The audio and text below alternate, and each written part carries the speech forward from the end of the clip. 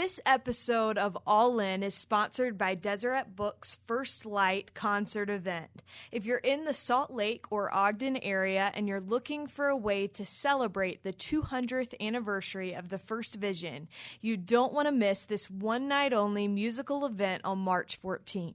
Enjoy the beautiful voices of Yehosh Bonner, Lexi Walker, Kenneth Cope, and other amazing musicians as they retell the story of the First Vision through song. For more information or to reserve tickets, visit deseretbook.com/firstlight. Again, that's deseretbook.com/firstlight. We often hear America described as a melting pot. Our guest on today's podcast is not from America, but as I listened to her share her experiences and unique background, I couldn't help but think about how we are all individually a melting pot, a combination of our heritage, our culture, our beliefs, and our experiences. These things all combine to make us who we are, and I think that's pretty beautiful. Lola Ogunbote was born in Nigeria but was raised in London, England. She has a law degree and was a practicing barrister before giving it all up to become a youth soccer coach for Arsenal within its community football department. She is now the head of soccer at Beijing Royal School, coaching their U16 and U18 teams. This is All In, an LDS Living podcast where we ask the question, what does it really mean to be all in the gospel of Jesus Christ? I'm Morgan Jones, and I am so honored to have Lola Ogunbote. Did I say that right? You did. She's giving me the thumbs up. That's a good sign. Welcome, Lola. Thank you so much, Morgan. It's a pleasure to be here. Well, I just think everybody's going to listen to this episode, and they're just going to be like, her accent is what dreams are made of. Maybe. Yeah, I hope so. I love it so much. I love it so much. Thank you. So, Lola, you were born in Nigeria. Yes. But your parents came to London. How old were you when they came to London? So I was about 18 months, 2 years old. So I was a baby, very, very young. Okay. Yeah. So you've been raised in London basically your whole life. Yes. East London. Shout out to all my East London crew. But yeah, East London's predominantly where I grew up, went to school, and my parents still have a home there. So that's where the family house is. Okay. Yeah. And from what I understand, your parents came to London in hopes of giving their children a better life. What does that mean to you in retrospect? Yeah, I think my father particularly he was around, I think, in his late 20s at the time, newly married, and I think actually left within a week or a couple of days after being married for Scotland to do some education, to kind of try and get a good job, with the view of giving us the opportunities that perhaps he didn't necessarily have when he was young and our age. And so I think as a kid growing up, you don't necessarily understand the magnitude or the sacrifice that entails, being far away from home, far away from friends, coming to a foreign land and trying to make it. And so as an adult, I look at that and I think, yeah, that's incredible that they had that kind of discipline and that kind of vision. And so for me, it means that there's no room for failure. Somebody has already gone to great lengths to give me opportunities. And so I think it would be disrespectful in a way to fail, because so much has been sacrificed for opportunities that they didn't have. So it's a motivation, it's a pressure, but it's stand me in good stead. It's been a good journey so far, and I attribute a lot of that to my parents and their sacrifices. Yeah.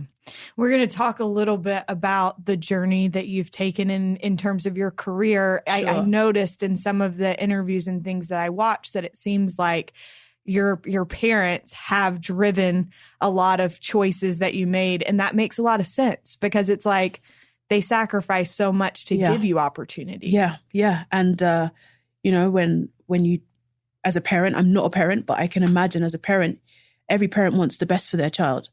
And so as much as they're able to, they're going to try and put you just in the best kind of situation where you can develop and grow, right, and become, I think one of the things that my father always used to say is, I just want you to have it better than what I did. I want to give you what I didn't have. And naturally, I have a lot. I feel like I've been blessed with a lot. And when the time, and should the time come, I want to do the same. I want to give my kids even more than what I had, if that's even possible. And so it's a mindset, it's a mentality, and it's something that I'm eternally grateful for. I can't even put it into words, like how much what they have done has helped me be who I am today. Yeah. What do you understand about the way that your parents were raised in Nigeria? Nigeria is, for those that don't know, it's located in the west of Africa. It's a vibrant, colorful, loud, sunshine, chaotic place. And they grew up, my parents, my mother grew up in the southern part of Nigeria, and my father grew up in the north.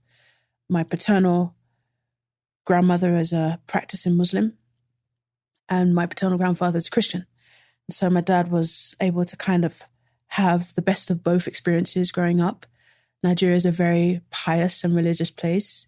It's a place that you can have a conversation about God. I think there's probably, more churches per square mile than there are Starbucks in New York, They're just everywhere. So it's a place of people who understand what it means to know God. And I think in places where you sometimes don't have a lot, you often find that those are the places that are more receptive to religion, more open to understanding that there's a higher power, that there's something bigger than them. And so Nigeria is very much like that. It's very family orientated. We love music. We love food. It's a great place. I love it. I try and visit as often as possible, at least, once a year. And I was just recently there in last June. And it was a great trip. So yeah, it's a phenomenal place. And that kind of, big personality, big style, love and laughter is very much part of the culture and was very much part of my childhood. My parents brought that into the way that I was raised as well. So yeah. I love listening to you talk about that, just because I think it's cool that even though you didn't grow up in Nigeria, it's clear that that's so much a part of who you are and you're proud of it. Yes.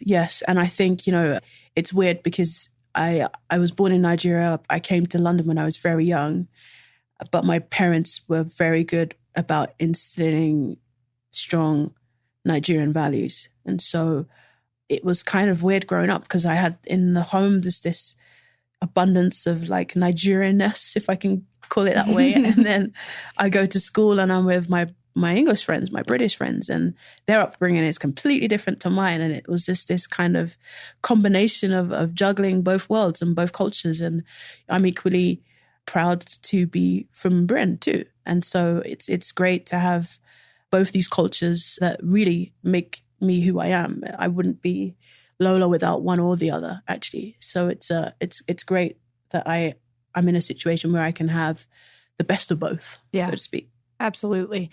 I want to talk about another part, obviously, of who you are, which is a member of this church. When did your family come in contact with the gospel of Jesus Christ? So I think, as I mentioned, my father came over to the United Kingdom to pursue studies, and then came to London and was working and met the missionaries, took the discussion and was baptized. My mother at the time was still in Nigeria. I think she, if I remember correctly, was able to attend the Church of Jesus Christ of Latter-day Saints in Nigeria. They had a branch there at the time.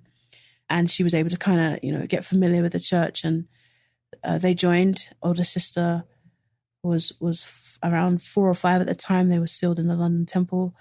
And then I came along. So they had a very positive experience. I think it was probably, I want to say, early 80s, mid 80s. So they have been in the church for a while.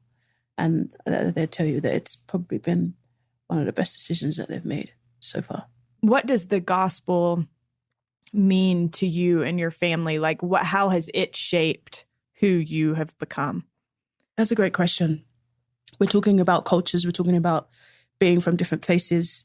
I think in addition to being Nigerian, in addition to being British, I'm also a member of this church. And so there's like these three cultures that I'm kind of balancing. And like many people, you know, I was born into the church. I grew up. I spent most of my life, or all of my life, in church. It's not always been a smooth sailing journey. I've had to question and discover and find out for myself if this is something that I want to do. I think when your parents are key and instrumental in your gospel journey, it's easy to kind of lean on them and not know for yourself. It's kind of, yeah, mum and dad go to church, we go to church is an expectation. But being in London and just the way that the culture is over there, you're stretched, you're pushed, you're exposed to different ideas, schools of thoughts. And so naturally you have to ask yourself, like, is this really for me? Is this what I want to do? And it's interesting that, you know, this is a all-in conversation, but that is literally my personality. I'm either all in or all out, which can be a good thing and a bad thing, depending on the context. But I've come to the decision that this is where I want to be. This is the lifestyle that I think best suits who I am. I've tried other lifestyles and they've been temporarily fun and rewarding, but not joyous. I think there's a difference between being happy and having joy. And I think that this church just brings me that level, another level of joy. And it's taken me a while to get there, but now that I'm here, I know that it's where I want to be. I'm here to stay. Obviously, you know, you never know what life can bring, but I'm quietly confident that this is it for me. And so, yeah, that's what it means. It means that I'm committed, I'm in, and I'm just trying to be a good person. And I feel like this is a good vehicle to encourage me to do that. Yeah. I want to touch on something that you just said really quickly before we move on, and that is the difference between temporary happiness and joy. What do you think is the difference between those two things? I think happiness is. I think we've heard it. We've heard it put before: good, better, best. Yeah. And I think happy can be in the good, better phase, but joy is in the best phase. And I think joy is just another level of happiness, a deeper level, a more fulfilling level. I would probably add a more spiritual level as well to some degree. It's all encompassing. It's bliss. And I think happiness can sometimes be temporary. It can be dependent on the circumstances. It can change. Whereas I think joy is an inward, deep assurance that things are the way they are, and it works from the inside out. Whereas happiness maybe arguably could be the reverse. I don't know. But I just feel like joy is just on another level. And that's what I'm trying to achieve, is to get to be joyful, just to have that kind of assurance that I'm in the right place, and this is what brings me joy rather than a fleeting moment. This is what's going to be good for the rest of my life. Yeah. I think that is spot on. So cool. So Lola, where do you live now? Because I tried to figure it out. I'm going to be honest. I was like, okay, at one point she was here. Yeah. Then she was in China. Are you still where are you at? Right. So I actually live in China right now, and I live in Beijing, which is the capital. I've lived all over, but currently I'm working and living in China. Okay. Yeah. And how do you like that? China's wild. It's a crazy experience, but it's great. I don't know that I had much of an idea about what China was like other than what you see on the news, but I've been pleasantly surprised. The people are warm, they're friendly, they're open-minded, accommodating. Of course, it's runs differently government-wise to a lot of other places, and that has its pros and cons. As an expat, I feel safe. I feel like I have a great lifestyle, a great network of friends in and outside of the church. You know, it's, there's a cheesecake factory in Beijing. What more do you need? Well, I mean, that's life. Like, you've got cheesecake factory, you're done. So it's great. I mean, I get to climb the Great Wall of China randomly, like if I wanted to. It's huge. China is a huge place, and so many different provinces and so many different cultures. But I've very much enjoyed my time there. I've been there for about 2.5 years, and it's been a great experience so far. That's awesome. Yeah. So I'm curious, as someone who's lived in different parts of the world, traveled a lot, what do you think? I would like to be able to give listeners who maybe haven't traveled as much or lived in different places an idea of how being a member of the church internationally may be different than being a member of the church in the United States. I think I'll speak about my most recent experience, which is China. Because of the restrictions and the government's preferences, we are unable to meet with the Chinese nationals. And so the laws require us to meet separately. So expats meet separately. Right. And we are unable to proselyte. We're unable to share the gospel with Chinese nationals, which is so opposite to our message and how we operate. So every Sunday we have a statement that's read out by whoever's conducting the meeting to remind us about the agreement that we have with the government. In order for us to establish good relationships, we agree that we will not active or passively proselyte to the Chinese nationals. And we sometimes have people come in and make sure that we're running things in the way that we have agreed. So that's different, very different to anywhere else that I've worshipped before. Right.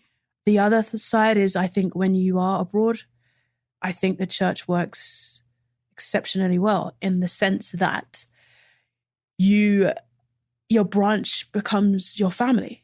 So we have branches in Beijing. We have 3 branches in Beijing. And the people in that branch are absolutely my family. I depend on them for everything. Sundays have taken on a new dimension for me. I think being in London, I took it for granted. It was like, yep, that's Sunday. It's great. Next. But in a country that isn't a Christian country by nature, which is very different to places like the US, the UK, you feel that you need church and church needs you. And so we look out for one another. We're socializing together on Sundays. We're together during the week. We're a close-knit family. We really, it's like, I really wish that church was like this everywhere. I think in the UK and the US, especially in a place like Utah, where, you go to church with your neighbor, right? Like, there's a church in every corner and you know everybody and you see them, and maybe there could be an argument that you kind of take that for granted. And so sometimes you might not want to run into your neighbor in the week because, you're going to see them after work. You're going to see them at church. It's like, there's just no respite. But the opposite is true in China, because I know I'm not going to see them in the week because we're just so busy. And Sunday is just the day that we just are like, wow, it's been a whole week and I haven't seen you. Like, this is crazy. I really love the fact that we're worshiping together. And so I think my view is that the church operates a lot better when the members really have a need to rely on each other. And I don't think that's unique to China. I think that could happen in places in the US and the UK. But there is a real strong sense of unity, family, and acceptance. And we all know that we cherish our Sundays more than I think it's fair. I think people in Beijing would agree. We cherish our Sabbath day a lot more than we would if we were in our respective homes. So interesting. Lola, do you feel like we're getting better at being an international church? I feel like more steps are being taken to be more inclusive and more accommodating. Is there room to do more? Absolutely. Has it been worse in the past? Absolutely. So I think it's great to acknowledge the progress and the attempts that the church is making to be more inclusive, to recognize that this isn't, a lot of times, people would ask me, what church do I go to? And I tell them like, oh, that's that American church. And it's like, well, actually, it's not American anymore. Like, there's a lot of members outside of the United States of America that identify as being a part of this church. And so I think naturally those that are making decisions are realizing that and thinking, hang on, what can we do to make sure those members don't feel like they're being brushed aside or being neglected or being swept under this whole, American model. And so it's great that we have wards that are Spanish speaking, that are Mandarin speaking, that we've got the Genesis group that caters I love to, the Genesis group. Yeah, the Genesis group is awesome. And so, there are all these kind of attempts to make sure that people feel comfortable in who they are whilst they're still worshiping. And for a lot of times it's hard, you're being asked to embrace this culture, this church culture. And of course there's a massive difference between the doctrine and church culture, but there is a church culture. And when you're coming from someone like myself who has a Nigerian culture, a British culture, and then you've got a gospel culture or a church culture as well, it can be overwhelming. And so it's great that the attempts are being made to make sure that we can still remain who we are without having to kind of throw that aside, and that we are accommodating our differences and celebrating our differences, because I don't think it has to be negative. I think difference is a beautiful thing. I would hate for everyone to be the same. It would be really boring. So it's great that we are doing more. I would like to see more being done. But, the church is a massive organization and we have to do things in steps and gradually. And so I hope, my grandkids are in a position where, it's moved even further along the line. But yeah, I think the church is doing what it can to make sure that it's becoming a bit more reflective of the makeup of our church. Yeah. I appreciate that perspective so much. I want to kind of transition into talking a little bit about you and your career. I think this is fascinating. So you went to school to be a lawyer. Yeah. And from what I understand, someone told you, in quotes, people like you don't become lawyers, which I'd like to smack that person. Yeah. So I think I mentioned that in a video that I'd done before. I remember being probably around 12 or 13, 14, around that time. We had a careers day at school. And in the UK, lawyers are called barristers. And I'd never come across this term before. And so I remember going up to the stand and asking this teacher, what's this stand about? Like, what's this word? What does it mean? And she's kind of like, oh, don't worry about it. Like, people like you don't really get into this profession. I was very athletic. I love to sing. And so she was like, you got a great voice. You're really athletic. Why don't you see what the track and football team have got going on? And I just didn't think anything of it, but went home and relayed the message to my father. And he was kind of like, what? No. Yeah. You can be whatever you want to be. And my dad's always been like that. Whatever you put your mind to, whatever you want, you work hard and you can get it. And I think, that was probably the only reason why I became a lawyer, is because somebody told me I couldn't, which is kind of not the best reason. No, but do you know what's so funny? My dad is a lawyer, and he had a teacher in high school that made some comment to him that he couldn't. Wow. And then that was his motivation. So there must be something. There's something. Yeah, there's something to that. So I took that and I was like, okay, well, somebody's telling me that I can't. I'm going to show them that I can. And I did. I went to law school. I did undergrad, did my postgrad, and qualified and began lawyering, so to speak. So yeah, I did that for a while. And I've always loved football, though, football or soccer for our American friends. I think it's more fun to call it football. Really? People be like, wait, she plays football? Yeah, I've always loved it. Neither of my parents play soccer or football. None of my siblings do. So I really don't know where this love or talent came from.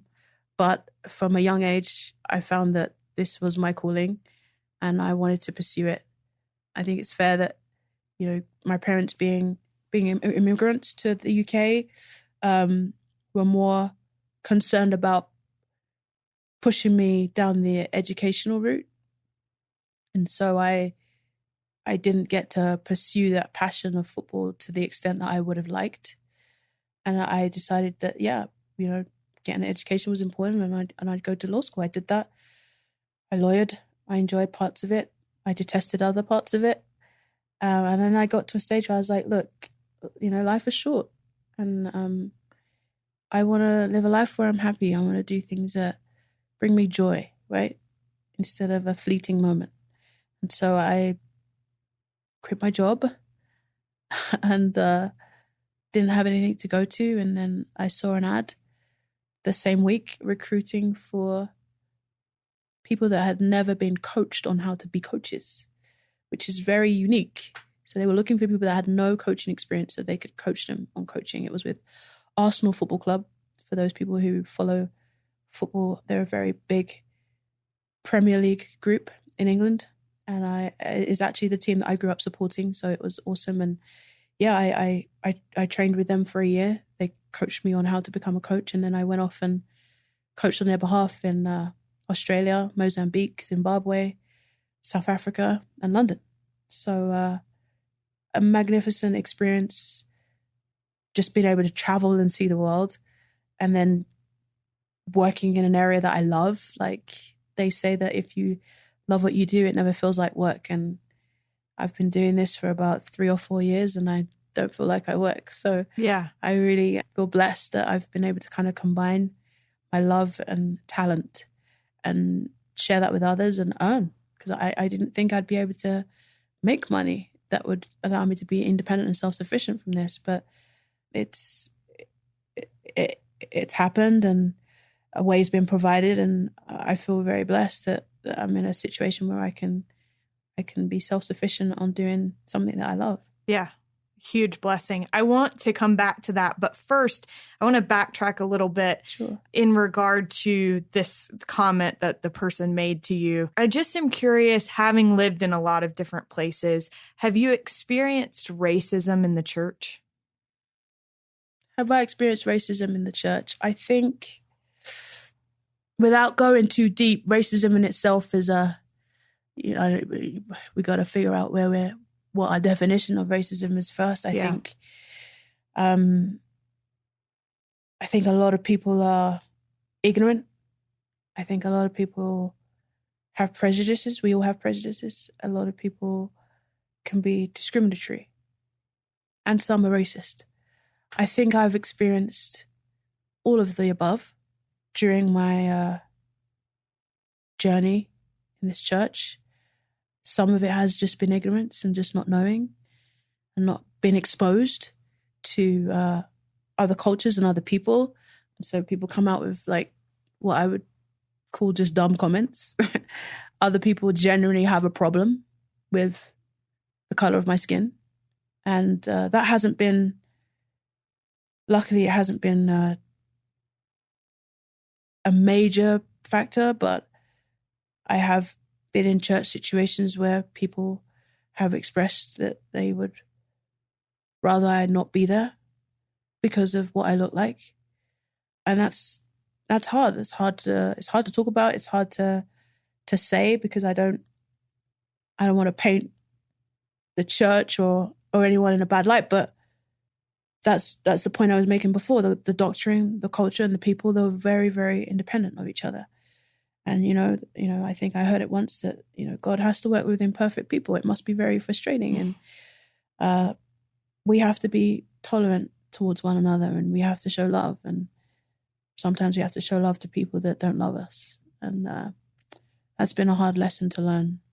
But, I've not let it destroy me completely. There's been periods where it's been harder than others, and it's caused me to question whether I even want to be part of this. But I think the overarching solution or idea or thoughts is that Jesus loves me. God loves me. He created me specifically in the way that I am. And I've come to learn to love that. It's taken me a long time. It's taken me a long time to embrace that. It's taken me a long time to be true to who I am and comfortable in my own skin. And I think as we talk about this, I've got to contextualize it in the sense that, outside of the church, just in society in general, there's problems with race. Whether you see it or not, whether you accept it or not, there is a problem. There's a problem and a struggle. We've seen it in the UK, we've seen it in the United States. And so for me as a Black woman, I want to come to church and escape that. And so it destroys me when the place that I'm seeking refuge, I'm getting the same treatment that I'm trying to escape outside. Right? And so it's not necessarily the church, it's the people. And so that's where I then have to step back, analyze and say, wait, well, that's just an individual's perspective. Am I going to let that detract from my journey with Christ, my walk with Christ, my walk with God, the God that made me in his image? No. And I say it now in a place where I'm comfortable, but it's been a battle. And I know there's a lot of people that are still battling with it, that they don't feel like there's a place for them, or they don't feel like they're fully accepted. And I think to them, I would say, I hear you. I understand. Yeah. But seek your acceptance from God first. Seek your acceptance from Jesus. And then shelf the rest. Because we can't solve it all. And I don't think it will get solved. I think sometimes you just have to, unfortunately, compartmentalize and say, I don't know why people treat me this way. I don't know why people want to focus on why we're different rather than what makes us similar. But that's just got to be their problem. And you've got to not deny yourself the opportunity to walk with Christ because of small-minded and ignorant people and racist people. Yeah. I have to tell you, as I'm listening to you talk about this, I'm like looking at you and I'm like, okay, she's articulate. She's beautiful. I just think like, of course. And I'm like, there's like tears coming out of my eyes, but I'm like, of course there's a place for you in the church. Like there's a place for everyone in the church, but I'm like, of course, like somebody that is as lovely as you are, there is a place. And so it's frustrating to me to hear that. But I also love that you touched on the idea that these are all individuals. And I think that if we could internalize as a people that each of us are individuals that have a role to play in making people feel accepted and feel loved, and that there is a place for them, if we just can recognize that, like, despite the fact that we are just one person makes a big difference in that regard. Yeah, I think everybody, black, white, brown, yellow, whatever, everybody has a role to play. Everybody has been uniquely created to contribute. I don't think, and I don't purport to know the mind of God, but I don't imagine that God wanted everyone just to be the same. No, yeah. I think that in his wisdom and love, he gave us things that make us unique. He loves us equally. He loves you, he loves me, he loves all of his children. Because he loves us, there's a place for us. There has to be. I just don't believe that God is a being exclusive. He's a God of inclusivity. He Absolutely. wants us to be together. And I wish more people would step back and ask themselves, okay, what am I doing to include my neighbor?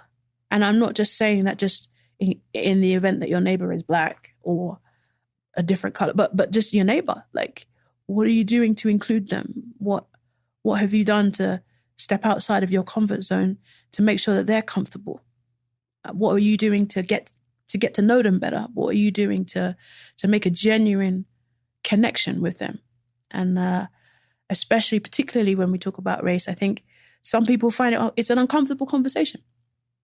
People don't know what to say, but like, I don't want to offend. And we're now in a society where, you say the wrong thing and it's over. Like, you're losing your job, or a lawsuit's going to be filed against you. So people just avoid it altogether because they don't want to put their foot wrong. Right. But I think that also can be dangerous. We need to be loving and be able to say, hey, I don't know anything about Nigeria, but I know you're Nigerian. Tell me about it. What's your country like? Like, what's it like? I've never been. And people are open to talking about things that are close to them. Your hair's different. Tell me about your hair. Like, how do you get it done? Like, what's the process? Don't touch it though. That's key. That's rule key. Of thumb number one. Don't be putting look your but hands. don't touch. Yeah, look but don't touch. But it's curiosity because you're different, and so be open to asking. And I also think in the same way that I'm giving that caution is to people that are being asked to not be quick to be offended. And I used to be that way. I used to be like, this person's asking questions because I'm different and blah, and just being angry, but actually just being like, you know what? Yeah, it's cool. I'm not going to take offense because you're asking. I'm going to open up this dialogue and we can have a conversation about it. So, yeah. Thank you so much for sharing all of that. I think that's so helpful. And I love on this podcast, I feel like we have a chance to have conversations because this is easy. This is like an easy space to do that in. Yeah. But outside of this room, it's a little bit harder. And so thank you for like encouraging that. No worries. So you touched on the fact that you started in this program at Arsenal for coaches, people that wanted to coach that had never had coaching experience. Yeah. Fast forward and you've received awards and recognition for coaching.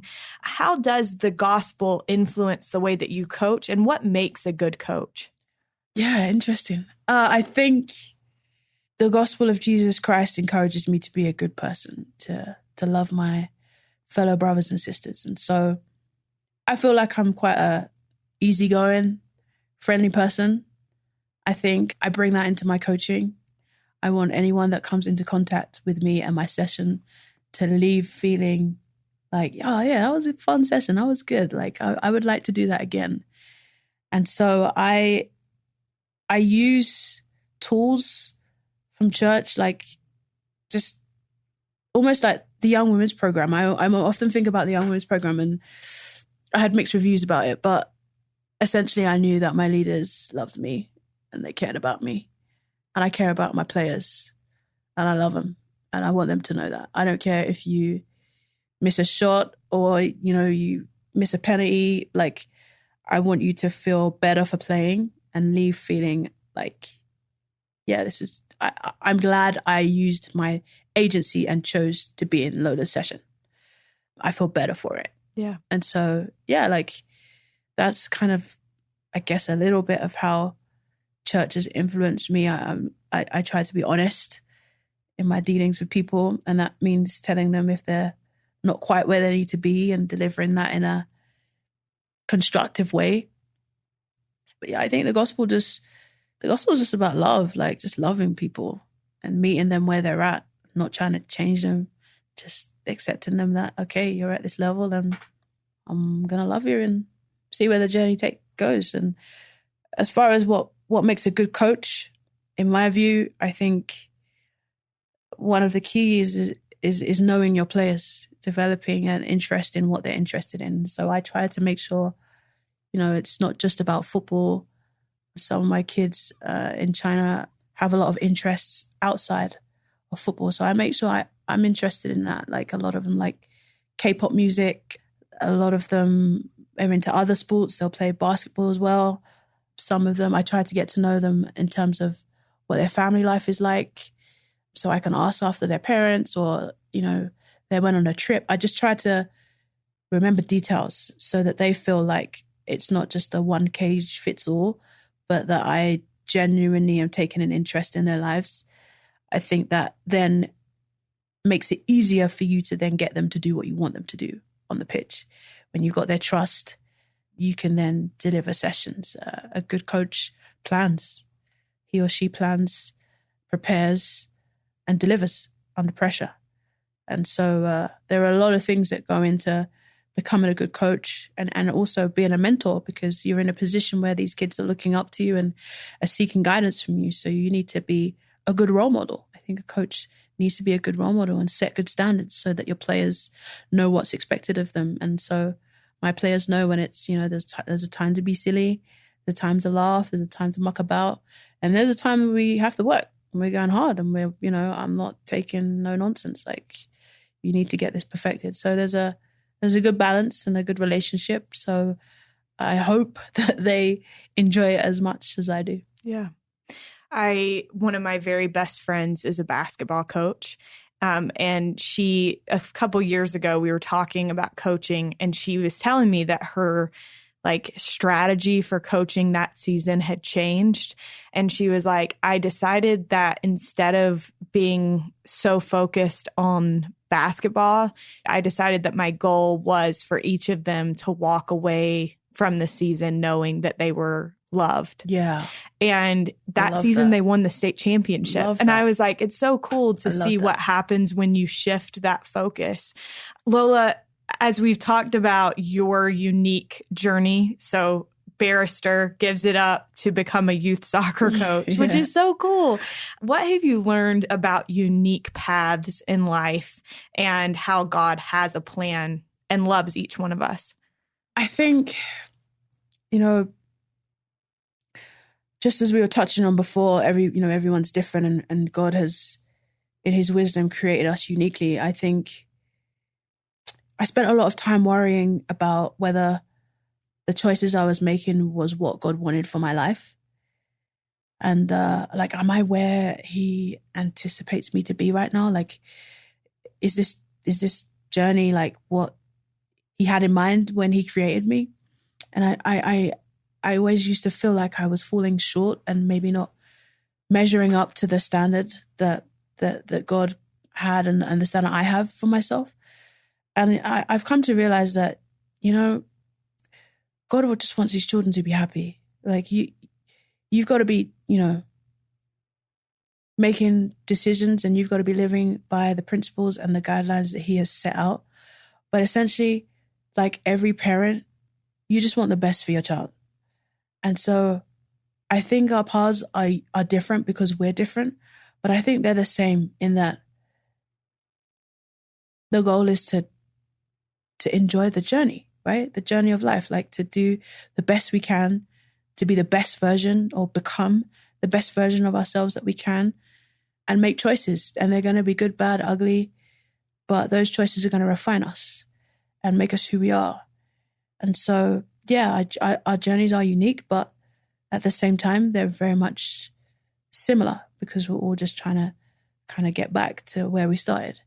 And how we do that comes in different nuances and different ways. But essentially, I don't think God wants us to be unhappy on that journey. I think he wants the very best for us.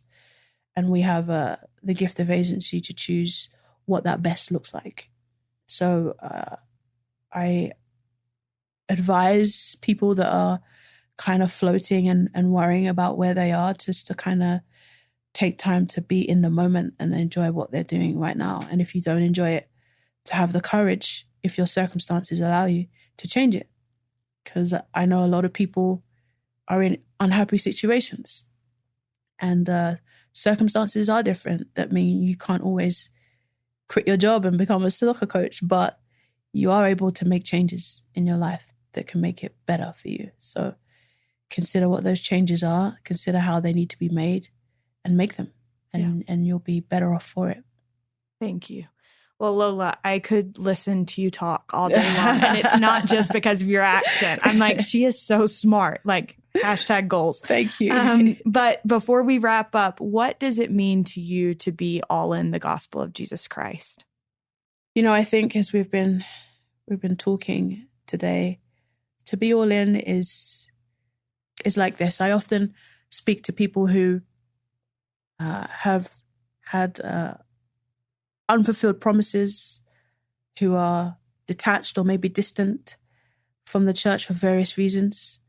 I think of examples like maybe, not being married or not having kids, or having kids that aren't the way that you anticipated, or being lonely, or having depression or anxiety or whatever that looks like. And I'm not for 1 second suggesting that that's an easy thing to deal with, but when we committed irrespective of our circumstances. We committed to be in this irrespective of whether you will be married or have a baby or be of sound mind. I think we made a commitment to just do this. And for me personally, and I'm not suggesting it's the same for everybody, when I say I'm all in despite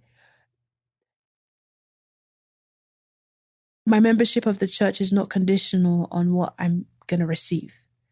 My membership in the church is just that I'm in, and whether I get things or not, I'm indifferent. I've made a commitment to God that this is the path I'm going to follow, and I'm in it, and I'm going to do that irrespective of what happens in my life. And I hope that is something that continues. But at this present day, that's what it means for me to be all in, is that I'm following this path irrespective of where I end up, irrespective of how I feel, irrespective of the challenges that come, and they will come. But I've pledged that this is the path that I'm going to stay on, and I'm going to do everything within my power to stay on it and surround myself with people who can help me on my journey, people that will listen to me when I'm upset, angry, disappointed, on cloud nine, ecstatic, just surround myself with those people that are going to keep me in good shape. And I think if that can be the focus, then I think I'll be okay. But that's it. That's what it means for me. Perfect. Thank you so much, Lola. You're very welcome. It was a pleasure to be here. Thank you, Morgan. Following our podcast recording, I got a message from Lola asking if she could add something to her all-in answer. I absolutely love what she had to say, and I think you will too. I also think when we talk about being all in, I was discussing something on a separate topic with a friend, but the line that really hit me in our conversation was, I choose you. I think that's the same when we say we're all in. We say to God that I choose you.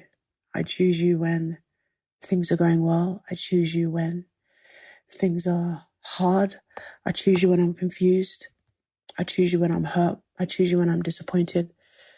I choose you when I'm celebrating. I choose you when I'm blessed or I feel blessed. I choose you when I feel joy.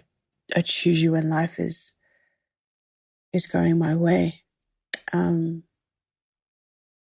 it's a beautiful affirmation. It's a beautiful strength. It's a beautiful way to use our agency to say to God, I'm in this with you, irrespective of what happens. And that's a mindset that I've been trying to adopt, and it's not been easy, but I really feel that when we say we're all in, we say to God that we choose him, and we choose him because obviously he chose us first. A huge thank you to Lola Ogunbote for taking time out of her American vacation to join us on this week's episode of All In. We are so grateful to Derek Campbell of Mix at Six Studios for his work on this episode, and to you for listening. We love you and hope you have a wonderful week.